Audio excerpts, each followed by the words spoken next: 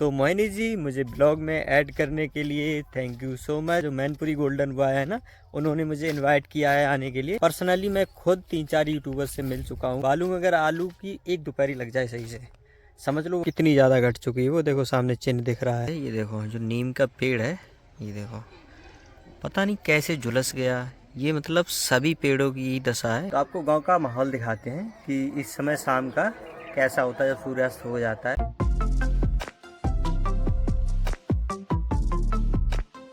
Hello guys, good morning, warm welcome to my new blog. तो दोपहर के 12 बज चुके हैं। तो फाइनली मैं 4 दिन का ट्रैक कंप्लीट करके कल मैं घर पे लगभग 3 बजे की समथिंग आ गया था। और सोच लो मैंने आज 3 दिन बाद नहाया। मतलब मैं जिस दिन गया था उस दिन नहाया था और 4 दिन का ट्रैक था। तो कल सोच रहे थे कि नहाएंगे, लेकिन लाइट वाइट नहीं आई। फिर मम्मी दवाई वगैरह दिलवाने चले गए और वहीं मोहिनी राठौर से भी मिलना था, तो वहाँ गए थे, तो उनसे भी मिला। और उन्होंने अपने ब्लॉग में ऐड कर रखा है, तो आपको दिखाते हैं उसकी क्लिप। हम तो बम बाब कर रहे थे वीडियो शूट, अचानक से आए थे एक लोग भैया मिलन के लिए। बे देखो जा रहे हैं, यू गिफ्ट दे के गए हैंगे हमें। तो अब देखें चले खोल के यहाँ में कहा है, देखें चला कर पता चले हमें कहा हो सकता है। भैया जय मिले तो मैं बम बाग देंगे ना।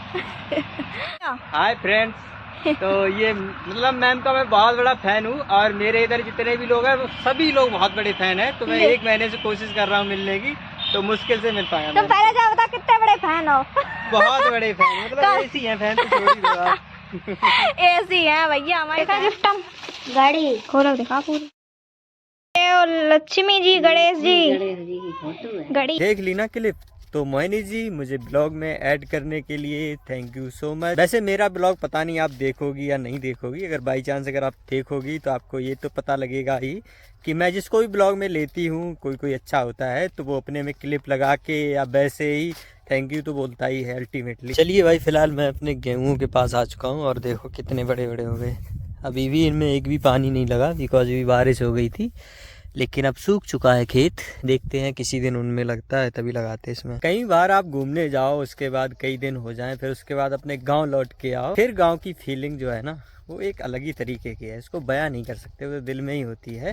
तो अपना स्वदेश अपना ही होता है। और अगर ट्रैक की बात करें तो कल मुझे फिर से जाना पड़ेगा। जो मैनपुरी गोल्डन बॉय है ना, उन्होंने मुझे इनवाइट किया है आने के लिए। तो वो देखते हैं लोहिया पार्क में आएंगे, कहाँ आएंगे, वैसे मैनपुरी में ही आएंगे।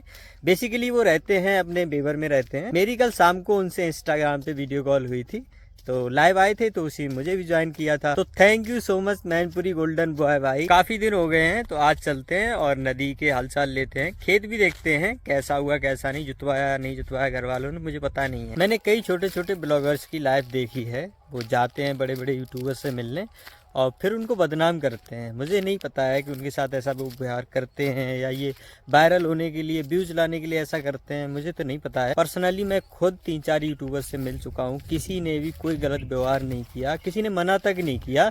मैंने पूछा, मतलब परमिशन मांगी कि वीडियो बना सकता हूँ या नहीं, तो उन्होंने कहा ठीक है बना लो, कोई दिक्कत नहीं है।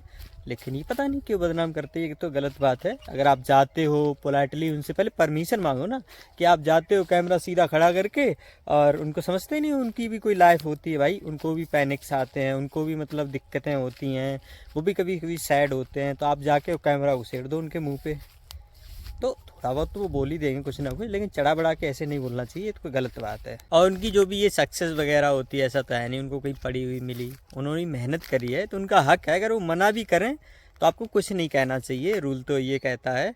लेकिन फिर भी आप पोलाइटली बोलोगे, पक्का बनवाएंगे वीडियो, कोई दिक्कत वाली बात नहीं है। तो आप जाइए किसी भी यूट्यूबर से मिलिए। वैसे मेरा प्लान और भी बड़े बड़े यूट्यूबर से मिलने का है, तो देखते हैं। और बातों ही बातों में देख लो बबूल के बन में घुसा है सीधा, तो ये ऑलमोस्ट पार करने वाले हैं, ये देखो सामने।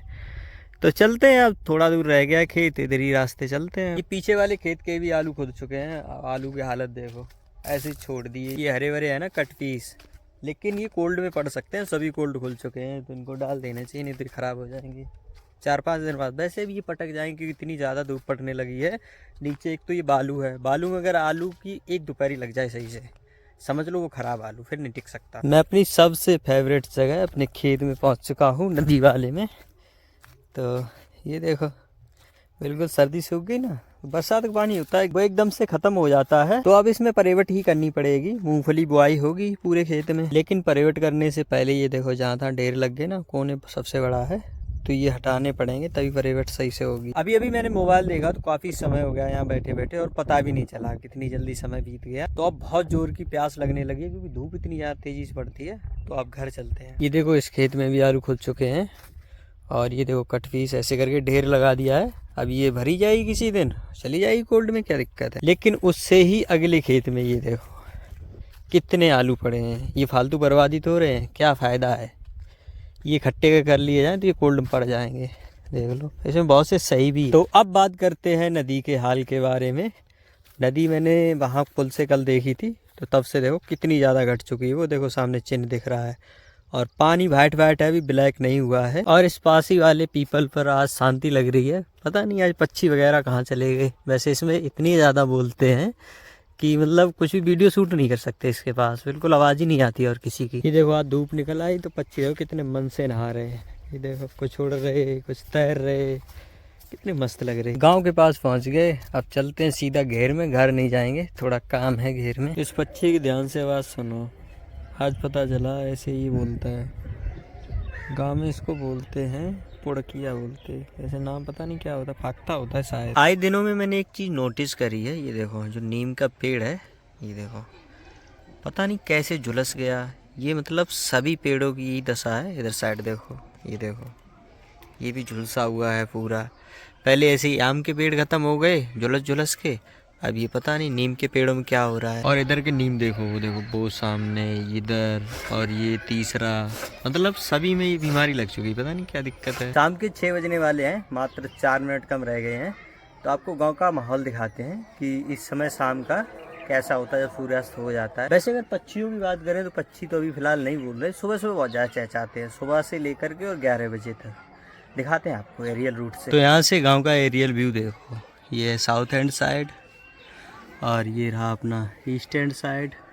इधर तालाब है, इधर रहा नॉर्थ एंड साइड, इधर स्टेडियम है और इधर रहा वेस्ट एंड साइड। तो अभी मेरे इधर का माहौल भक्तिमय है, पास में ही भागवत वगैरह हो रही है। तो आज इसका लास्ट डे है, भंडारा वगैरह है। तो अमित गया है दावत वगैरह खाने। सुबह के 6:30 बज चुके हैं और अब जाके एडिटिंग हुई। शाम को सो गया था। एक चीज़ दिखाएं आपको, ये पैर किसका है, ये देखो सूर्या उठा और गेम में लग गया। गेम खेल रहे हो, नींद भूल गई? कितनी देर खेल रहे? इधर खाने की तैयारी होती हुई।